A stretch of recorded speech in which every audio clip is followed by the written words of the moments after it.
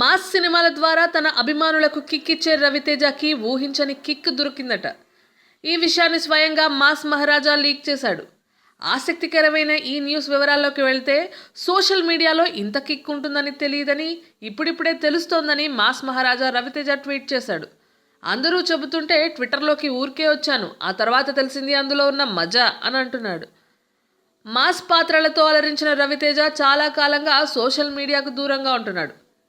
Friends, క్లోజ్మేట్స్ ప్రోత్సాహంతో Raviteja Twitter ఖాతా తెరవడమే కాకుండా ఈ మధ్య తన కుటుంబంతో దిగిన సెల్ఫీని కూడా అప్లోడ్ చేశాడు.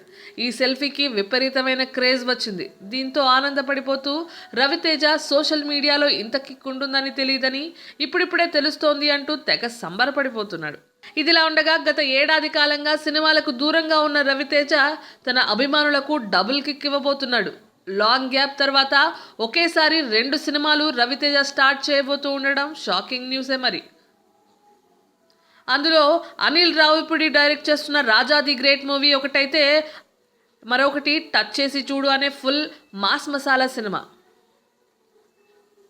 రాజా ది గ్రేట్ మూవీలో రవితేజ అంధుడిగా కనిపిస్తాడు.